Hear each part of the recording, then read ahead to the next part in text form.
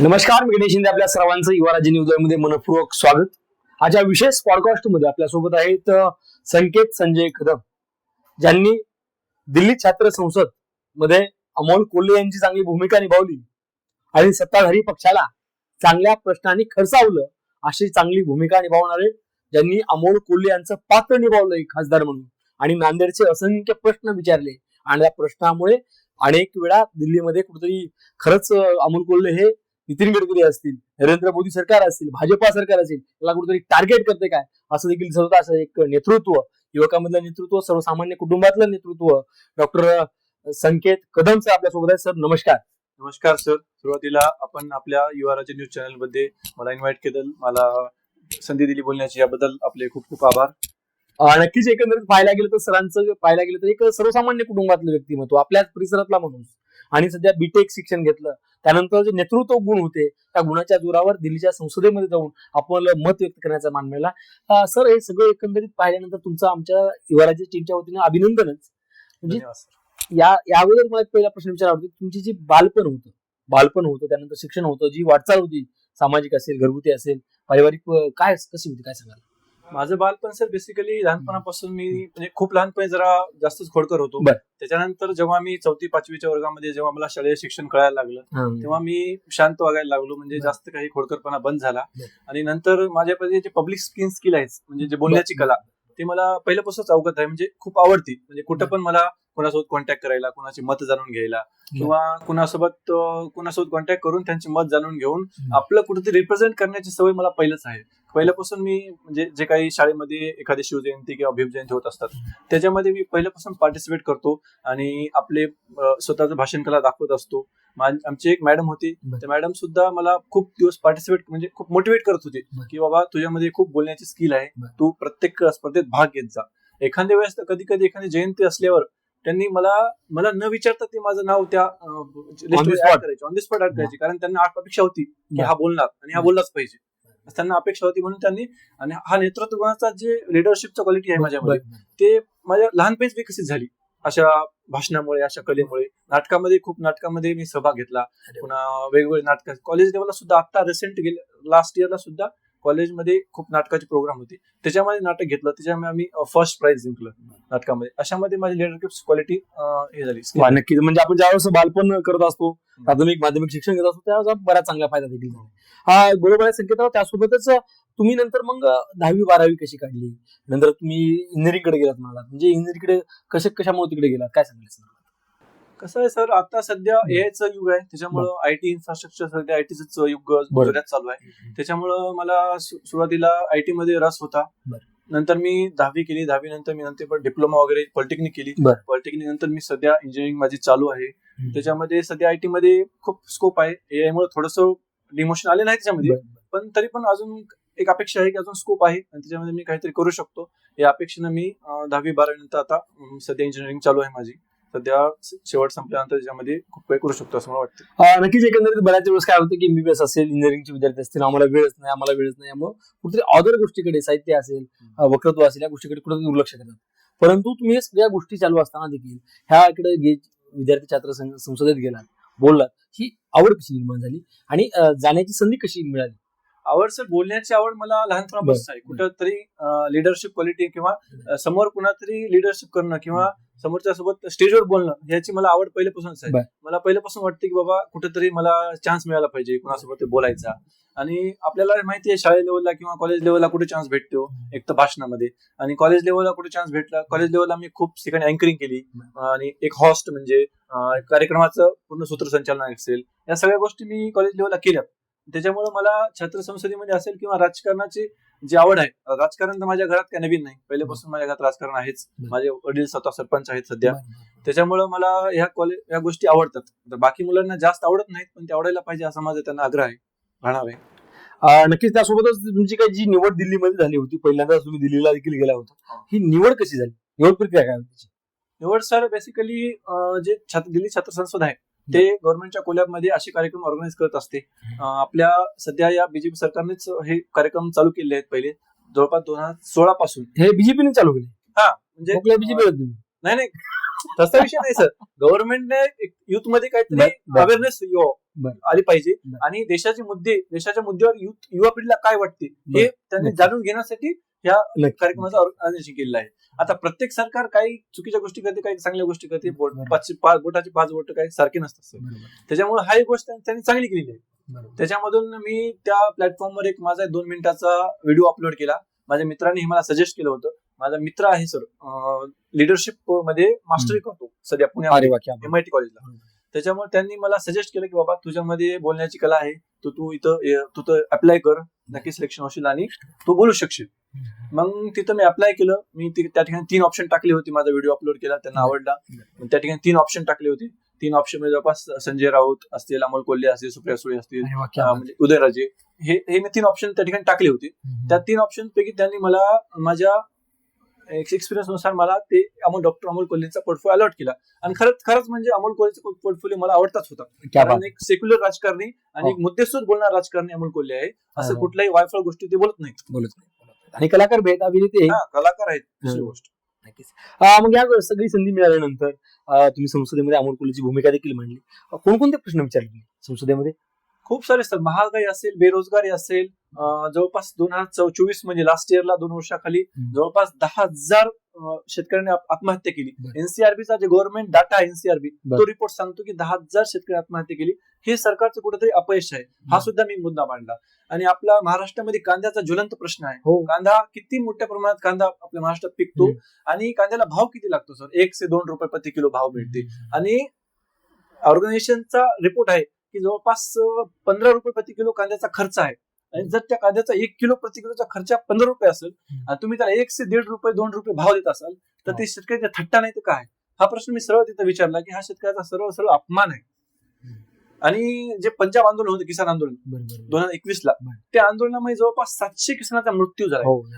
मी ते सभागृहामध्ये सरळ सरकार आरोप केला की त्या 700 किसानाचा मृत्यू नाही तर त्यांना तुम्ही हत्या केली शेतकऱ्यांची. आणि सगळ्यात महत्वाचा प्रश्न म्हणजे आपण ज्या जन्मभूमी आहे त्या जन्मभूमीचा एखादा तरी प्रश्न मांडणं हे माझं कर्तव्य आहे. ते म्हणून रिसेंट आपला जो विष्णुपुरीचा जे सोलापूर नॅशनल हायवे ब्रिज, त्या ब्रिज कोलॅप्स झाला. त्या कोलॅप्स झाल्यामुळे तिथं कितीतरी म्हणजे लोकांना आशा होती की बाबा नितीन गडकरी एक चांगला माणूस आहे आणि त्याच्यामध्ये काही कुठला भ्रष्टाचार होणार नाही अशी लोकांना 100% खात्री असते. पण ती ब्रिज एका वर्षामध्ये कोलॅप्स झाला. हे कुठेतरी चुकीच झालं. हा सुद्धा मी मुद्दा उपस्थित केला. नितीन गडकरीचं स्वतःचं स्टेटमेंट होतं एका वर्षापूर्वीचं की एखादा कॉन्ट्रॅक्टर जर चुकीचं काम करत असेल तर त्या कॉन्ट्रॅक्टरला आम्ही रोलरच्या खाली टाकून देऊ. मी त्यांना प्रश्न विचारला की तुम्ही त्या कॉन्ट्रॅक्टरला रोलरच्या खाली टाकलं का नाही, हा माझा खडा सवाल आहे. तर त्यांनी त्यावेळी तिथं उडवडीची उत्तर दिली. नक्कीच तुम्ही खरंच चांगला प्रश्न विचारला. कारण की कुठेतरी विरोधी पक्षनेता स्ट्रॉंग असल्याशिवाय ही आपलं जी काही लोकशाही टिकत नाही. बरं, ती जी परिस्थिती तुम्ही पाहिलात, सगळा अनुभव पावलात, तुमच्याकडे एक पद होतं परंतु तुम्ही नरेंद्र मोदी त्या ठिकाणी होते विद्यार्थी म्हणून, सगळेच विरोधी पक्षनेते राहुल गांधीची देखील भूमिका बजावली. बऱ्याच सगळ्या गोष्टी असताना सगळं अभ्यास करत असताना नेमकी देशाची वाटचाल कशी चालली यावर काय वाटतं तुम्हाला? देशाची वाटचाल सध्या कशी आहे? देशाची वाटचाल सर बेसिक म्हणजे एकंदरीत या सगळ्या अभ्यासामध्ये देशाचा हे चालू आहे. त्याच्यामध्ये कुठेतरी देशाची भूमिका आता कसं आहे, काही लोकांना वाटतं की प्रत्येक विचारसरणी लोक असतात डावे आणि उजवे विचार. काही लोकांना वाटतं की बाबा आपण अमेरिकेसोबत चांगले संबंध ठेवले पाहिजे. काही लोकांना वाटतं की आपण इराणसोबत चांगले संबंध ठेवले पाहिजे. प्रत्येकाची आपापली विचार करण्याची क्षमता आहे, विचारसरणी आहे. पण मला बेसिकली असं वाटतं की बाबा भारत एक संप्रभू राष्ट्र आहे. सोव्हर्निटी संविधानामध्ये एक स्पष्ट उल्लेख आहे की सोव्हर्निटी म्हणजे संप्रभू, म्हणजे आपल्याला भारताचे कुठलेही निर्णय घेण्याचा अधिकार आपल्याला असला पाहिजे. कुणीही त्याच्यामध्ये हस्तक्षेप करण्याचा अधिकार नाही, हे संविधानाच्या सोव्हर्निटी या शब्दातून क्लिअर सांगितलेलं आहे. पण आता कुठेतरी दिसते की बाबा हे जे काही संविधानाच्या या मूल्यांचा उल्लंघन होताना दिसते. प्रत्येक गोष्टीमध्ये आपल्या कुठल्या ना कुठल्या गोष्टीमध्ये ट्रम्प हस्तक्षेप करते आणि हस्तक्षेप केल्यानंतर तिथं ही परिस्थिती असू नये असं मला वाटतं. नक्कीच, म्हणजे तुमच्यासारखा अनेक युवकांचा तिकडे अभ्यास झालाय देशावरची काय परिस्थिती चालली. नीट पेपर लीकचा मुद्दा आहे. नीट पेपर लीकचा मुद्दा सर मी स्वतः जंतर मंतरचं प्रदर्शन बघून आलेलं आहे. तिथं काय वेळेस तुम्ही तिकडेच होत्या? तिथं होतो सर. 22 तारखेलाच माझा हा छात्र संसद होता. किती दिवस चालला कार्यक्रम तुमचा? 2 दिवस चालला होता. 2 दिवसात मी एवढे प्रश्न विचारला, तेवढं सगळं गाजवलं. क्वेश्चन विचारायचा तिथं असते सर, एक पॉईंट ऑफ ऑर्डर आणि पॉईंट ऑफ इन्फॉर्मेशन असे 2 मुद्दे असतात. त्याच्यामध्ये समजा एखाद्यानं आपल्याला एखाद्या स्पीच झालं तर त्याच्यावर आपण त्याला प्रश्न विचारू शकतो. पॉईंट ऑफ इन्फॉर्मेशनच्या रिगार्डिंग आपल्याला एक चिट दिली असते, त्या चिटच्या माध्यमातून आपण त्यांना प्रश्न विचारू शकतो. आणि पॉईंट ऑफ ऑर्डर जर त्यांनी काही चुकीचा डाटा आपल्यासमोर प्रेझेंट केला तर त्या चुकीच्या डाटाला आपण चुकीचा आहे असं ऑब्जेक्शन घेऊ शकतो. असे काही खूप संधी मिळते. आणि जंतर मंतर सर स्वतः मी बघितले की त्या विद्यार्थ्याचे हाल काय होते, त्यांच्यामध्ये कळकळ होती. तिथं सर असं अक्षरशः गरमीनं मुलं घायपाट झालेली होती. पूर्ण तिथं कसली सुविधा नव्हती, पाणी नाही, काहीच कसली सुविधा नसताना सुद्धा मुलं तिथं टिकून होती, तिथं आंदोलन करत होते, कारण ती मागणी बरोबर होती. मी त्या सीजेपी वगैरे कुठल्या ऑर्गनायझेशनचं समर्थन करत नाही, ते काय त्यांचा मुद्दा वेगळा असेल, पण ती मागणी होती नीट पेपर लीकची, ते रास्त आणि 100% खरी होती. आणि काही लोक म्हणतात की बाबा राजीनामा घेऊन काय होणार आहे, तर पुढचं बघा. पहिला मुद्दा पुढचं बघाल नंतर बघता येईल, पण पहिला मुद्दा काय राजीनामा. जर एखादी चूक झाली असली तर संविधानाच्या तरतुदीनुसार 100% एखाद्या चुकीचा राजीनामा द्यावाच लागतो. राजीनामा दिल्याशिवाय पुढं एखाद्या शासनामध्ये भीती कशी राहील लोकांची की बाबा राजीनामा होणार नाही, काहीच होणार नाही. तुम्ही बघितलं असेल 12 वर्षामध्ये मोदी सरकारचा एक पण राजीनामा झालेला नाही, हा पहिला राजीनामा आहे. आणि हेच स्टुडंटचं सगळ्यात मोठं यश आहे. तुमच्या पक्षाची शरद पवार भेटा केल्यानंतर राजीनामा झालाय. शरद पवार एक अशी देखील चर्चा शरद पवारांनी सांगितलं की मोदी साहेबांना किंवा काहीतरी करा. वेगळं वजन आहे शरद पवार साहेबांचं. किती जरी नाकारलं, असे किती लोक, असे काही पक्षाचे लोक असतात की शरद पवार साहेबांवर टीका करतात, त्यांची काही कमी किंमत आहे. सध्या त्यांची थोडंसं डिमोशन झालेलं आहे कारण या पक्ष फोडाफोडीच्या राजकारणामुळे. पण आजही दिल्लीमध्ये नरेंद्र मोदी साहेबांसोबत शरद पवारांचं एक अतूट आणि एक वेगळं नातं आहे आणि त्याचा सन्मान करतात. तुम्ही बघितला असेल एका मराठीचा जो कार्यक्रम होता मराठी भाषेचा दिल्लीमध्ये, त्या भाषेमध्ये त्या कार्यक्रमामध्ये स्वतः पंतप्रधान शरद पवार साहेबांना पाणी देतात. हा खूप खूप मोठा सन्मान आहे साहेबांचा. आणि जेव्हा शरद पवार साहेब दिल्लीला भेटायला गेले, पंतप्रधान मोदी साहेब त्यांना हात धरून याच्यावर बसवतात स्टेजवर, म्हणजे खुर्चीवर. हा त्यांचा सन्मान आहे. असं या लोकांना, ह्या बाकीच्या खालच्या लोकांना ते कळत नाही, पण त्यांची थोडं काही ना काही भूमिका आहे त्या गोष्टीमध्ये. पहिले ते सीजेपी आंदोलनाला भेटले, नंतर मोदी साहेबांना भेटले. मी काय म्हणतोय की एवढी संसद जी असते तुमची दिल्लीला होत झाली, त्यामध्ये जे काही देशातले संपूर्ण खासदार होते का फक्त मोजकेच लोक होते? नाही सर, पूर्ण देशातले, म्हणजे जे काही समजा नांदेडच्या रवींद्र चव्हाण असतात, यांची कोणती भूमिका कोणी निभावली नाही सर. जे काही 2-3 टर्म निवडून आले खासदार होते, जे एक्सपिरियन्स, अशाच खासदारांचा रोल तिथे अलॉट होता.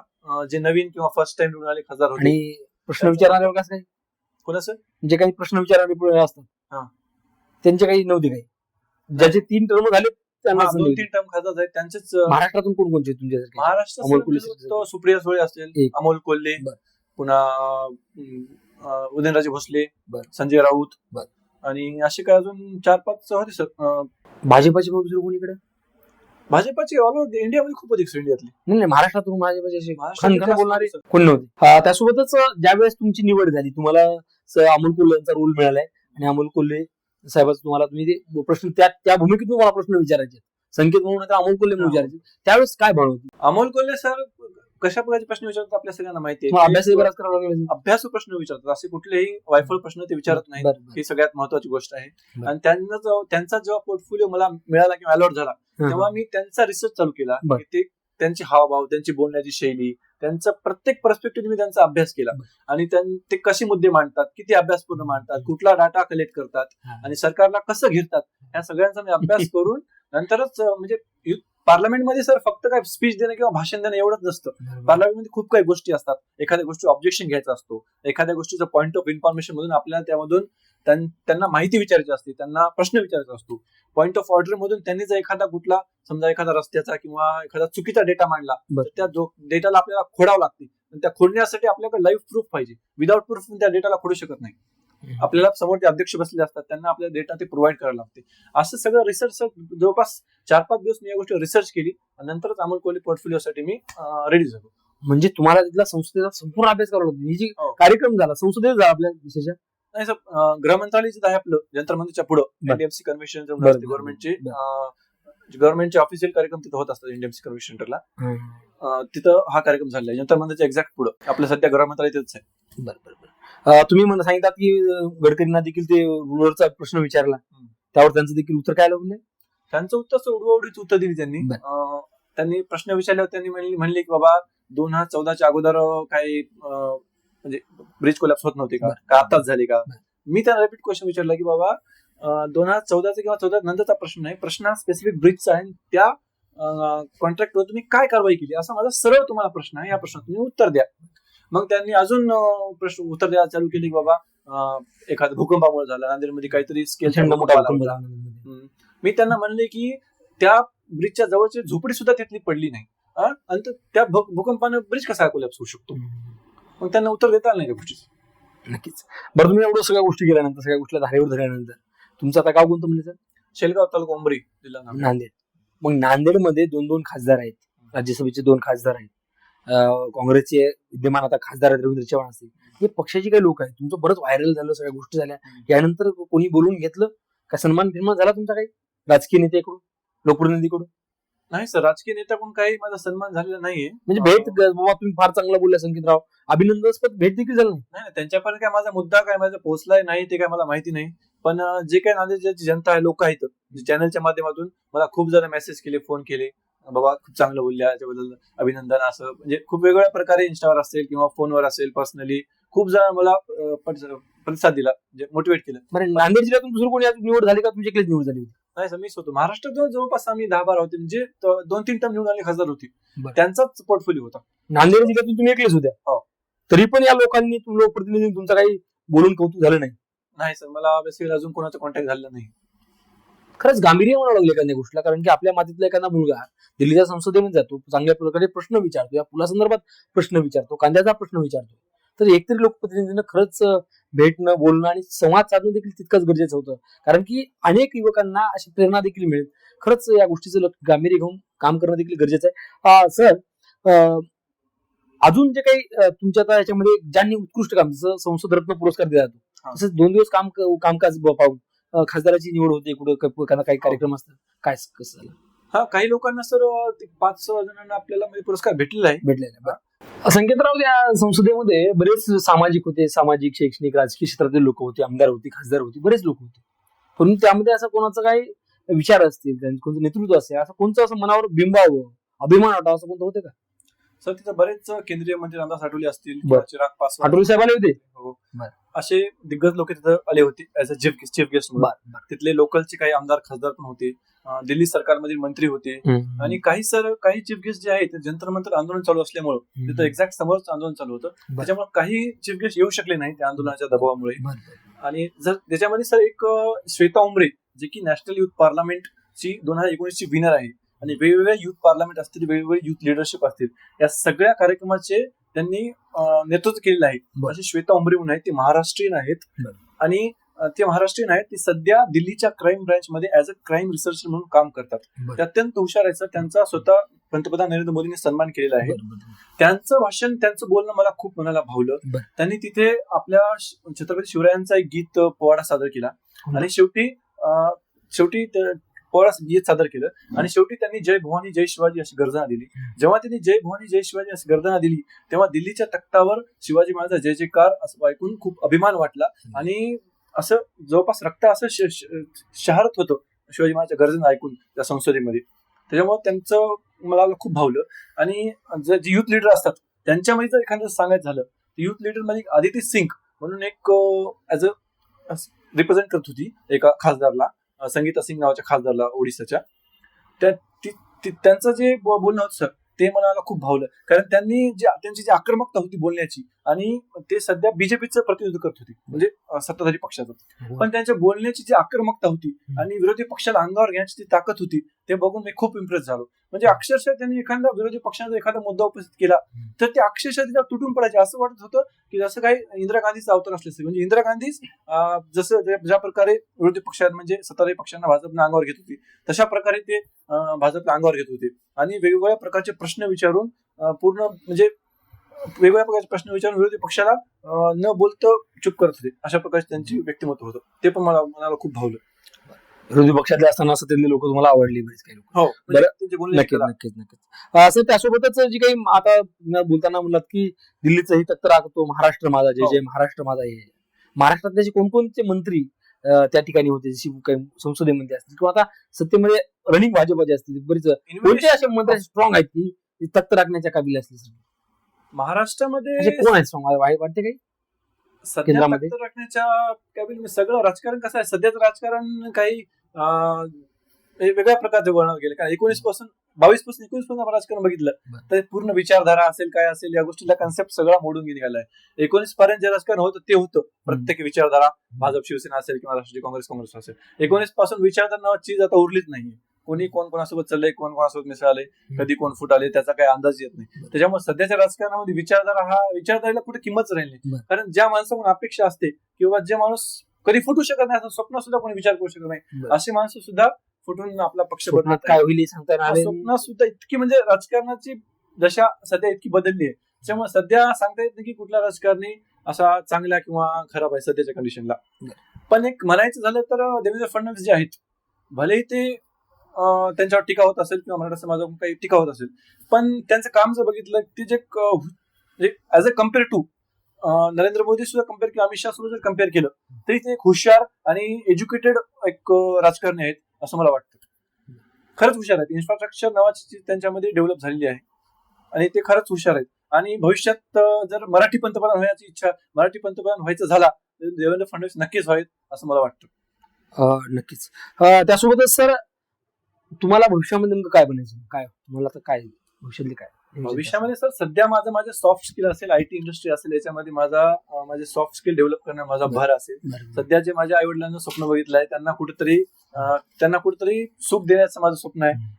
पहिल्या गोष्टी ह्या गोष्टी सगळ्या झाल्यानंतर माझी लिडरशिप क्वालिटी असेल, माझं पब्लिक स्पीकिंग स्किल असेल, ह्या गोष्टी मी चालूच ठेवल आणि जे काही सोशल इश्यू मला उचलायला आवडते ते मी उचलण्याचा नक्कीच प्रयत्न करेल. पण पहिला माझं एम आहे की कुठेतरी सॉफ्ट स्किल माझे डेव्हलप करून आई वडिलांचं स्वप्न पूर्ण करायचे, पहिला एम.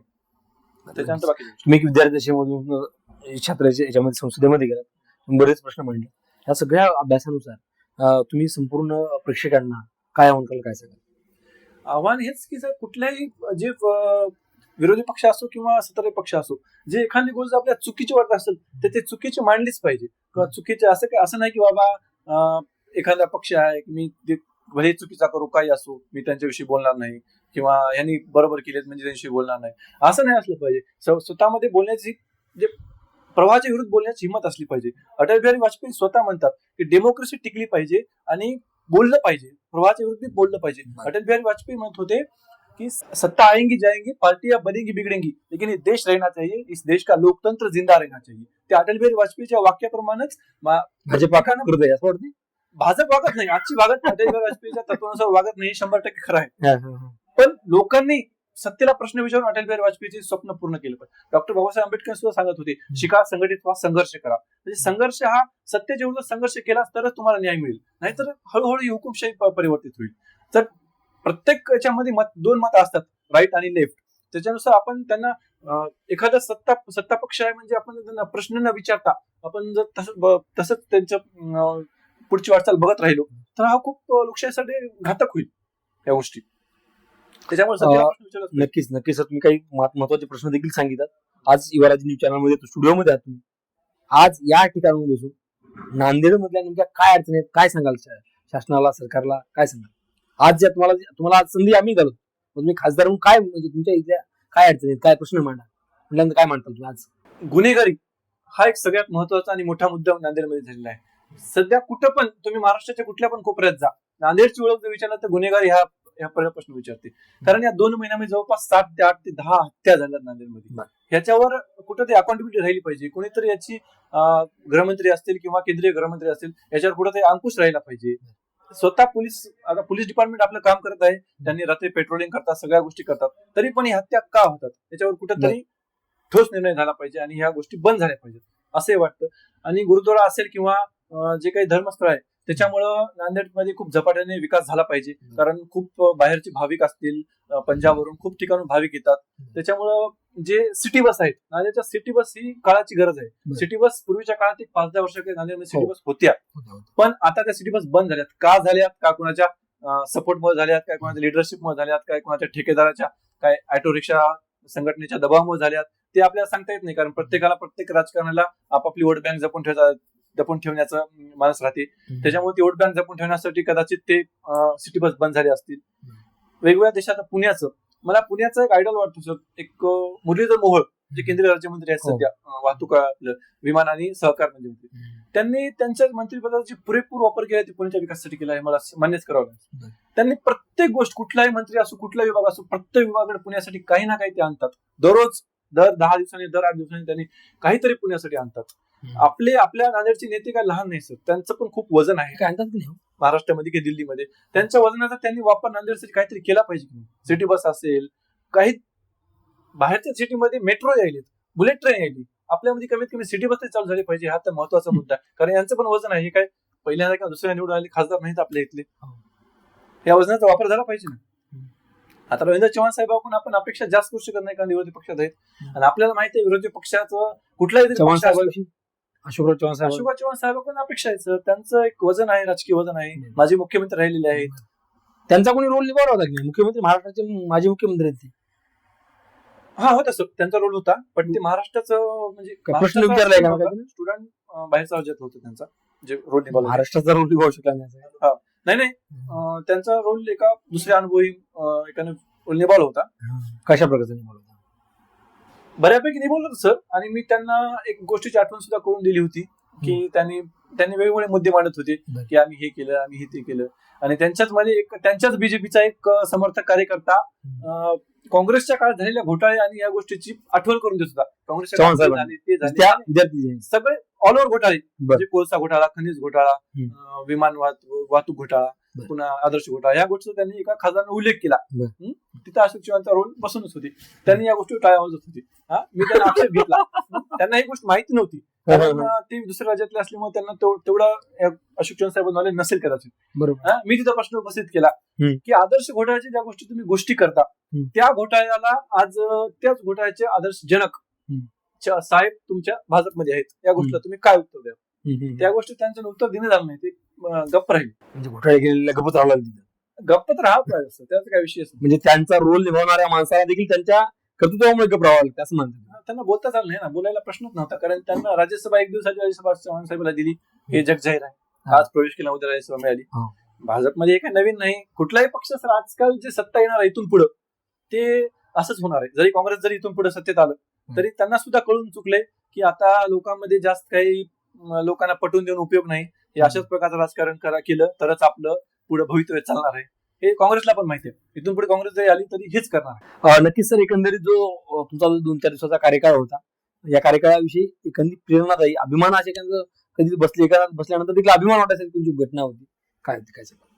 युथ पार्लमेंटमध्ये बेसिकली फक्त काय स्पीच देणं किंवा बोलणं हाच काय मुद्दा नसतो. तिथं काय आपले काही भाषणाची स्पर्धा नव्हती. तिथं वेगवेगळे मुद्दे असतात, तिथलं काउंटर समजून घेणं, एखाद्याचा मुद्दा उपस्थित केला त्याचं आपल्याला ऑब्जेक्शन घ्यायची तयारी पाहिजे. ऑब्जेक्शन का घेतला त्याचा आपल्याकडे प्रूफ सुद्धा पाहिजे. पॉईंट ऑफ ऑर्डर असेल, पॉईंट ऑफ इन्फॉर्मेशन असेल, एखादा मंत्री जर बोलायला उभा राहिला त्याच्या खात्यात संबंधित लगेच आपल्याला प्रश्न विचारता आला पाहिजे. आणि ते प्रश्न जर आपण चुकीचा गेला तर आपलं तिथं सुद्धा आपण मायनस होतो. त्यामुळे प्रश्न सुद्धा बरोबर विचारला पाहिजे. ह्या गोष्टी मी पूर्ण 2 दिवस ह्या गोष्टी मी प्रश्न विचारत होतो. प्रत्येक मंत्री असेल, प्रत्येक खासदार असेल, आक्रमकतेने मी प्रश्न विचारत होतो. कुठला ब्रिजचा असेल, कुठला शेतीचा असेल, प्रत्येक प्रश्न मी आक्रमकतेने विचारत होतो. आणि जेव्हा माझा पोर्टफोलिओ अनाऊन्स झाला, डॉक्टर अमोल कोल्हे असं मला बोलण्याची जेव्हा संधी मिळाली, तेव्हा माझ्या आसपास असेल, मागे असेल, अशी कुजबूत होत होती की अभी ये बंदा फाड़ देगा, इसको सपोर्ट करो. ही कुजबूत मी आसपास ऐकली. ही कुजबूत जेव्हा ऐकली तेव्हा मला माझ्या येण्याचं फळ वाटलं आणि खरंच मी काहीतरी चांगलं केलं असं मला वाटलं, अभिमान वाटला मला त्या गोष्टीचा. नक्की सर, असंख्य युवकांना देखील प्रेरणा मिळते मुलाखत ऐकल्यानंतर. एकंदरीत बरेच युवक पाहत आहेत मुलाखत आपली. युवकांना या अशा स्पर्धेमध्ये सहभाग घेतला पाहिजे, या संदर्भात काय आवाहन कराल?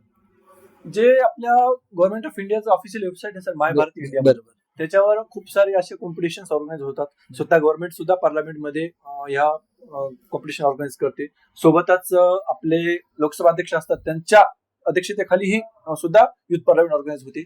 त्यासोबत काही प्रायव्हेट इन्स्टिट्यूशन आहेत, ते सुद्धा गव्हर्नमेंटच्या खोल्यामध्ये असे ऑर्गनाइज होतात. त्याच्यामुळे माय भारत तर तुम्हाला पण मिळेल. आणि जे काही प्रायव्हेट आहेत त्याच्यामध्ये जर तुम्ही माझ्याशी कनेक्ट झालात तर मी तुम्हाला त्यांच्याशी माहिती देऊ शकेल. संकेत पाटील 521 माझी इन्स्टा आयडी आहे, त्याच्यावर तुम्ही कनेक्ट झालात तर त्यात तुम्हाला इन्फॉर्मेशन मिळून जाईल या पुढच्या प्रोग्राम सुद्धा.